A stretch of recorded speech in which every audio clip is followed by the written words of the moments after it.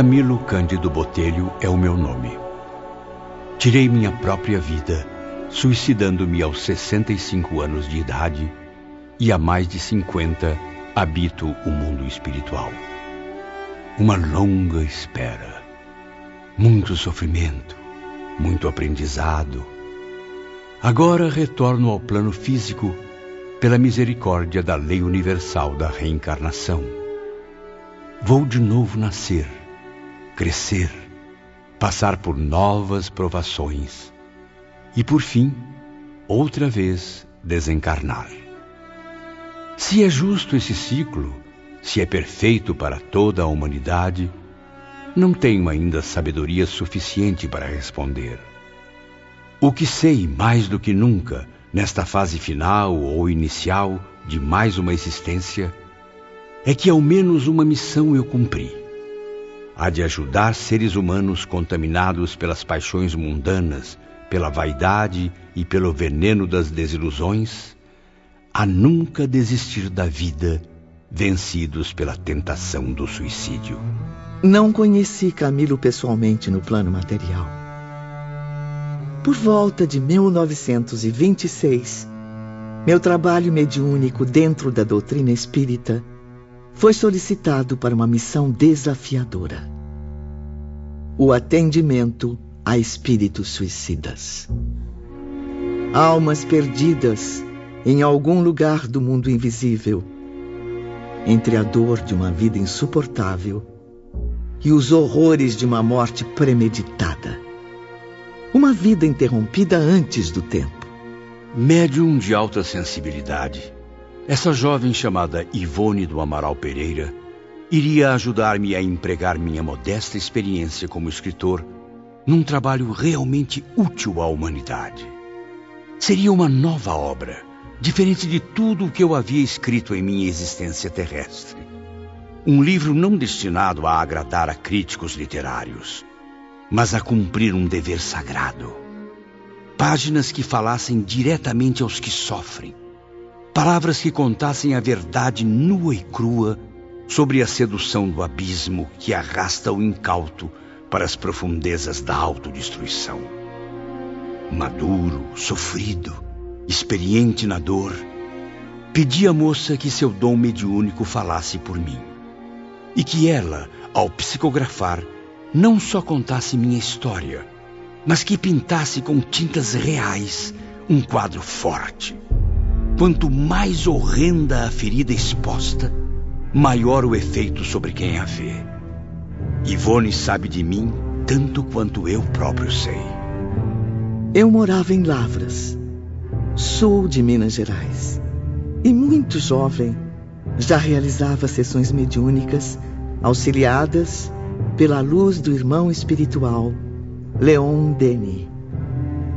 Certa noite, recebi dentre os numerosos espíritos de suicidas com os quais mantive intercâmbio as primeiras palavras de um homem gentil e muito culto, o qual vinha saber no decorrer de seus depoimentos tratar-se de um dos maiores nomes da literatura portuguesa.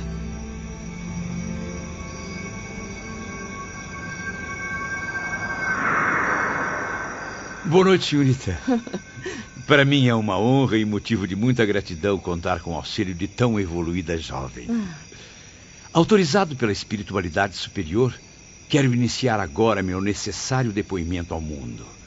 Minha vida terrestre e minha existência no além-túmulo serão aqui esmiuçadas, Ivone. Não escreveremos com certeza uma obra romântica, menos ainda poética. Caprichos de literato egocêntrico onde passar longe de nossas linhas. O que se pretende é levar aqueles cujas almas angustiadas não encontram remédio além do suicídio uma luz que lhes sirva de guia, uma amostragem sem retoques do que os espera caso levem adiante esse ato brutal contra si mesmos. A partir daquela noite, à medida que o tempo passava, nossos contatos mediúnicos iam se transformando. As mensagens de Camilo não eram mais escritas, mas narradas, mostradas como imagens que eu registrava em minha memória, para que depois eu pudesse descrevê-las em palavras magnificamente esclarecedoras. Algum tempo se passou, no entanto, até que a jovem médium encontrasse auxílio e inspiração para publicar meus pensamentos. Por motivos alheios à minha vontade, durante 8 anos, releguei os manuscritos com essas preciosas mensagens ao esquecimento de uma gaveta fechada. E quando as barreiras existentes foram arredadas do meu caminho, Camilo só acudiu aos meus reiterados apelos, a fim de comunicar sua próxima volta à existência planetária. Encontrei-me então em uma situação difícil para redigir o trabalho, pois eu não era escritora, não me sobrando capacidade para, por mim mesma, tentar a experiência. Ivone orou, porém, durante 8 anos, diariamente, sentindo no coração o ardor de uma chama viva de intuição, sugerindo que aguardasse o futuro, não destruindo os antigos manuscritos. Tenho as mais fortes razões para afirmar que a palavra dos espíritos é cena viva e criadora, real, perfeita. Constitui também uma vibração do pensamento capaz de manter pela ação da vontade o que desejar. Tive a oportunidade de observar a palavra mágica de Camilo, de Victor Hugo, de Charlie e até do Dr. Bezerra de Menezes, a quem desde o berço fui habituada por meus pais a venerar. E eis que, impulsionada por novos contatos mediúnicos, Ivone prosseguiu recebendo e registrando outros fragmentos de minhas narrativas, até que, finalmente, em 1946, conseguiu reuni-los. Vivi então momentos mágicos, em que o passado e o presente do nosso Camilo Cândido se tocavam, se enlaçavam.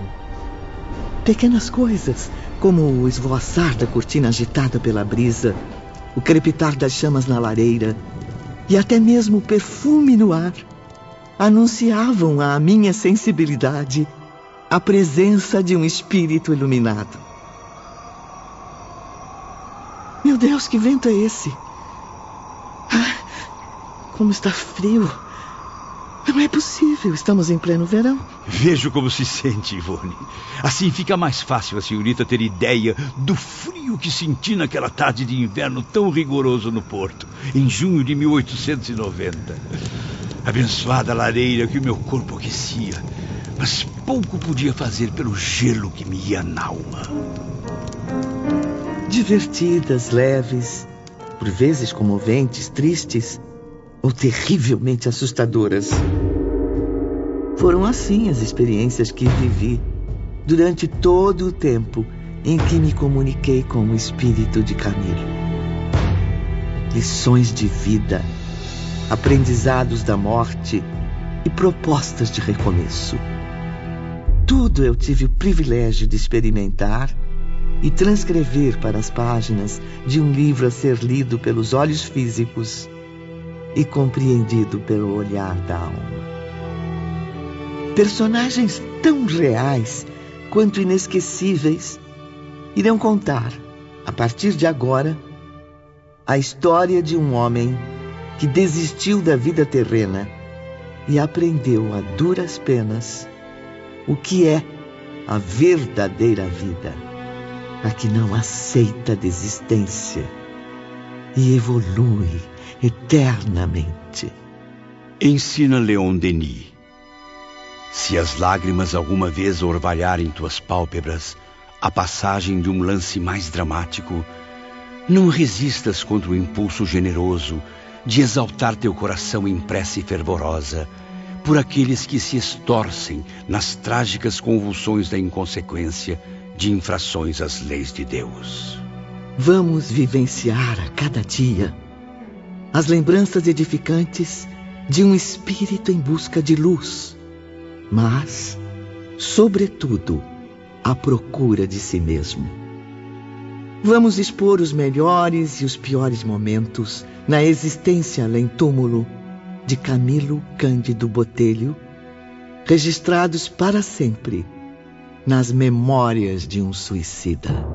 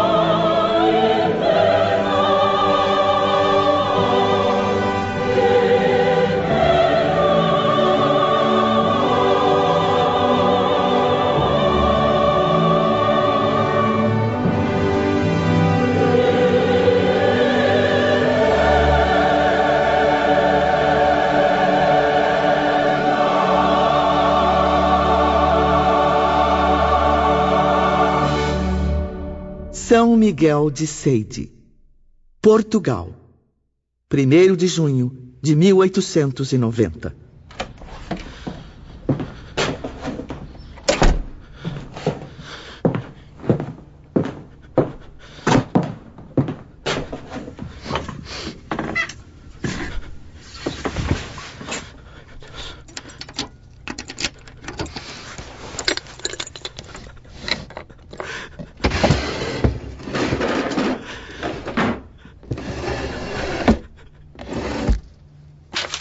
Malditos olhos que não veem!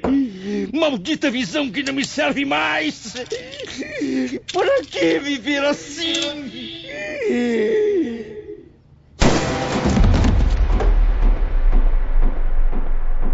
Dizem que no instante da morte, passa-se em poucos segundos o filme inteiro de nossa vida, numa espécie de tela da mente. Foi o que Camilo viu ao apertar o gatilho contra o ouvido direito.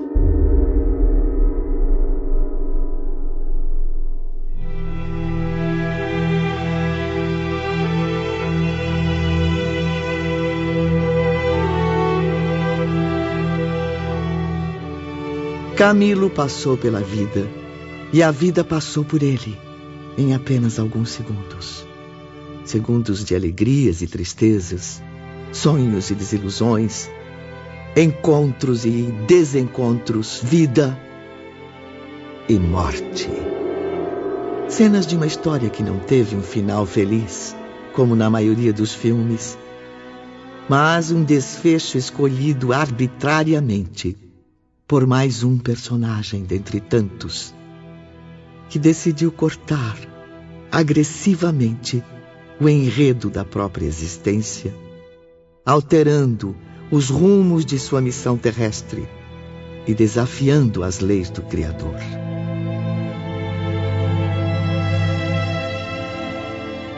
Queridos irmãos, a partir de agora, vamos voltar no tempo e viajar juntos ao fim do século XIX. Onde inicia-se a comovente trajetória de um espírito suicida e sua inesquecível missão. Camilo Cândido Botelho, que Deus o abençoe.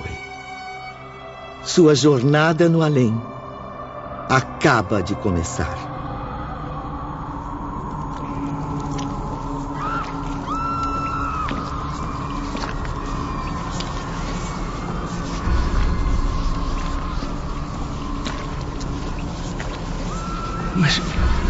Que lugar é este?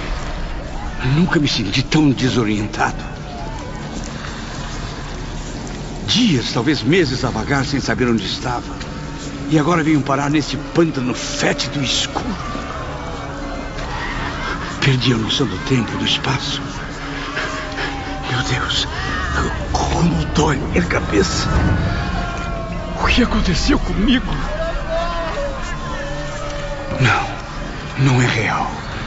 Nunca presenciei vales tão profundos, sombras tão densas, cavernas tão sinistras. Onde está a paz, o conforto, a esperança? Só vejo miséria, desgraça, desespero. O Vale dos Leprosos, sobre o qual li em meus estudos religiosos, e que pensei evocar o último degrau do sofrimento humano, seria confortador estágio de repouso comparado a isto. Ao menos entre os leprosos haveria solidariedade. Convém lembrar ou esclarecer que os sofredores do Vale dos Leprosos adotavam-se em boas amizades, irmanando-se no seio da dor para suavizá-la. Criavam a sua sociedade, divertiam-se, prestavam-se favores, dormiam e sonhavam que eram felizes. Mas na caverna onde padeci o martírio que me surpreendeu no além-túmulo, depois do suicídio, nada disso havia. Aqui era a dor que nada conforta, a desgraça que nenhum favor ameniza, a tragédia que ideia alguma tranquilizadora vem orvalhar de esperança.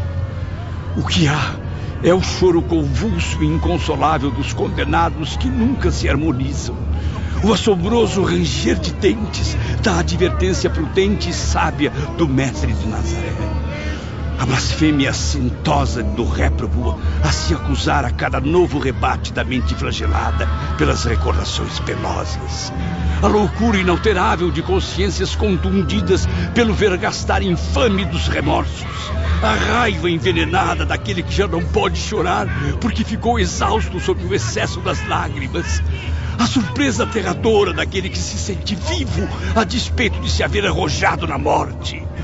É o inferno na mais hedionda e dramática exposição. Oh, Deus Todo-Poderoso! Onde está o céu, a luz, o sol, o perfume das flores? Perfume das flores! Não está sentindo? Respire fundo. Sinta o aroma tradicional da região. O da matéria apodrecendo o venenoso.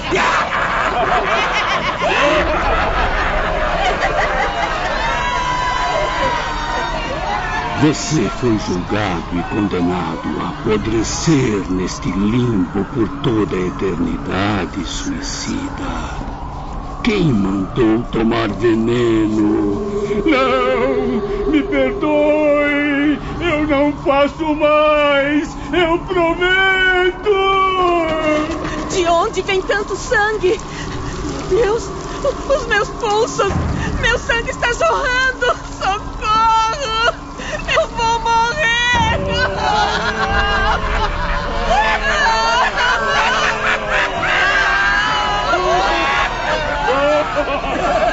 Coitadinha, ela vai morrer. Vai mesmo enlouquecer quando descobrir que morrer para nós é impossível. Daqui ninguém escapa.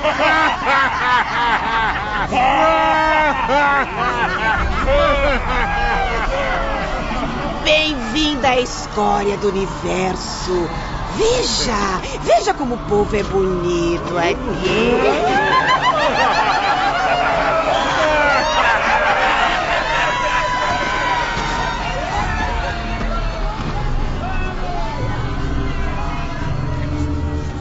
Janeiro de 1891. 6 meses após cometer suicídio, Camilo foi surpreendido com seu aprisionamento nessa região do mundo invisível.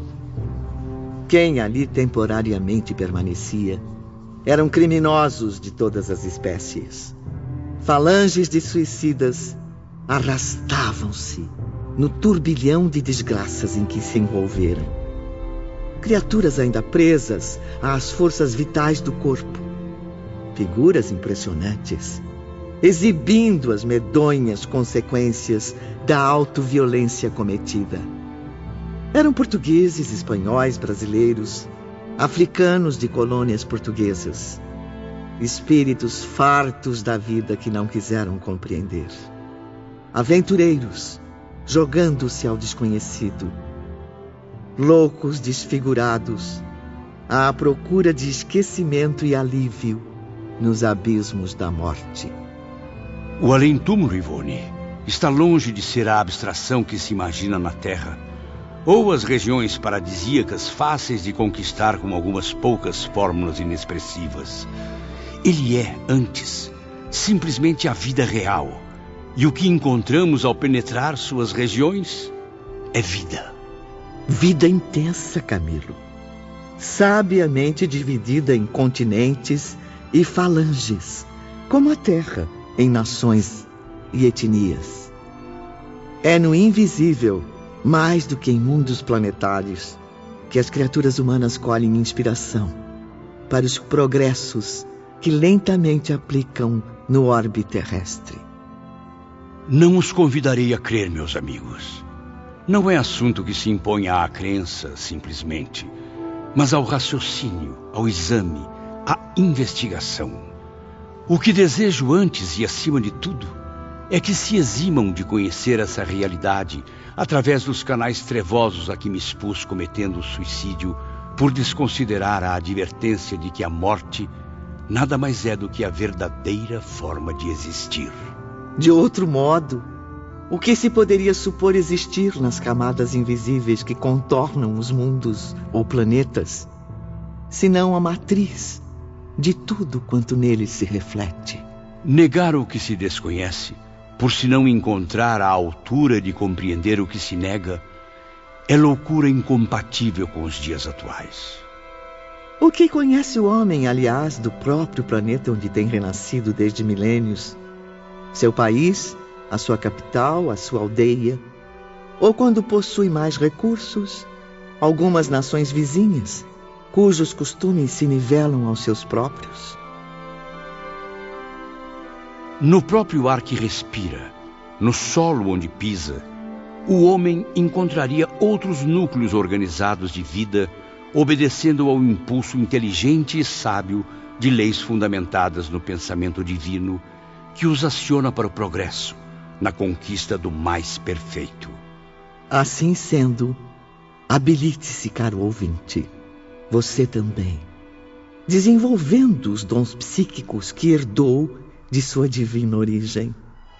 Impulsione pensamento, vontade, ação, coração, através da espiritualidade superior, e atingirá as esferas astrais que circundam a Terra. Mas a experiência horrível no Vale das Sombras tem me ensinado alguma coisa. Já percebo um pouco mais a minha nova realidade. Sou sim presidiário dessa infinita e nefasta cova do horror. Mas é estranho. Tenho certeza de que não estou sozinho. Não apenas pelas ofensas, choros angustiantes e risos satânicos que aterrorizam meus ouvidos ainda doloridos, mas também porque, mesmo me sentindo cego, não me passam despercebidos o feio, o sinistro, o imoral, o obsceno. Sinto-me cada vez mais acompanhado de perto por uma imensa corja de delinquentes. Meus olhos conservam visão bastante para contemplar toda essa escória. Maldita e nojenta escória! Bando de ratos fedorentos! Cale a boca! Não se acha menos asqueroso com esse ramo cheio de sangue apodrecido na orelha? No mínimo, explodiu a cabeça depois de ter assassinado a esposa, apanhada em flagrante adultério com um vizinho. Eu vou te matar, seu verme!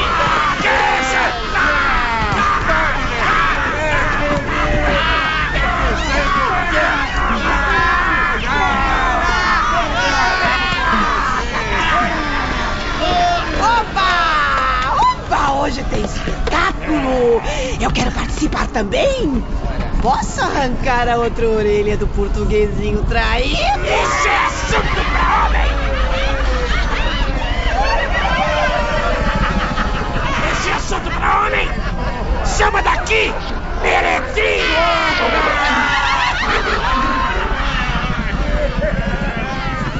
Fui torturado, apedrejado, humilhado, reduzido à condição mais deplorável que um ser humano poderia suportar.